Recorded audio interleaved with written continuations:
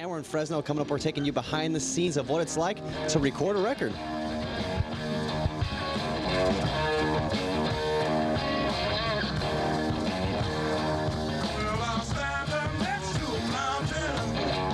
Gearing up for the American Idol finale, Clayton is hanging out at a local recording studio to show us the process of recording an album. You know, after this season of American Idol wraps up, many of this year's finalists will start recording their own albums. Clayton Clark is live in Fresno with a look at what it takes to lay down a hot track. Good morning, Clayton. Good morning, Kim and Kopi. Yeah, we're getting a kind of behind-the-scenes look today on what it takes for these up-and-coming stars to record their own album. We're at Pyramid Recording and Mastering, and Jerry, you've been doing this for over 20 years now. What is the usual time it takes from when you start in the studio to finish CD? It's all over the map. I mean, I've had people get in and out of here in one day, and they're happy with what they did, and then I have people work for a year or so on an album, and you know, they're still not satisfied. What does this board do for you?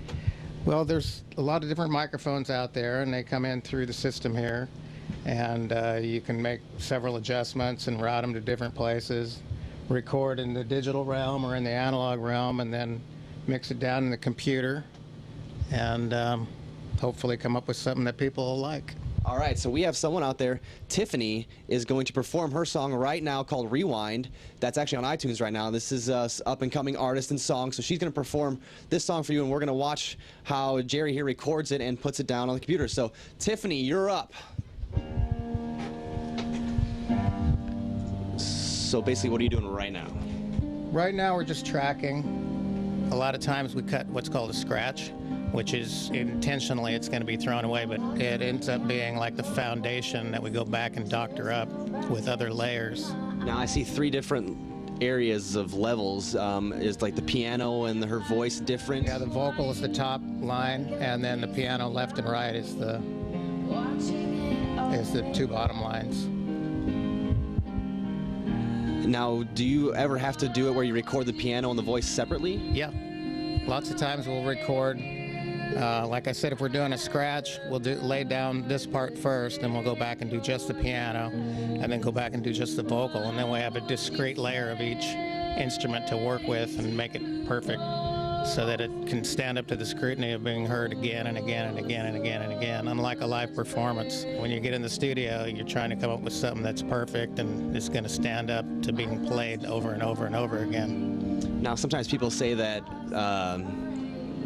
you can alter their voice to make them sound like good singers in a studio.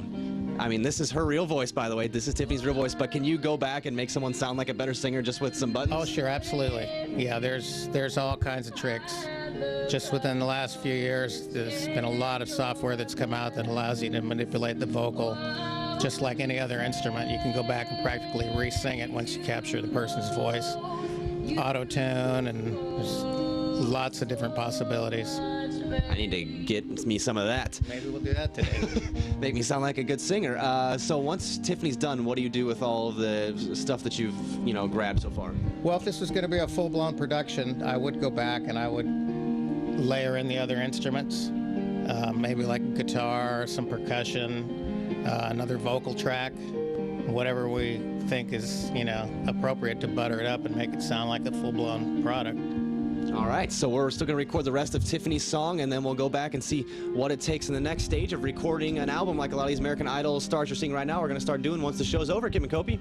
Wow, that's fascinating. Thank you.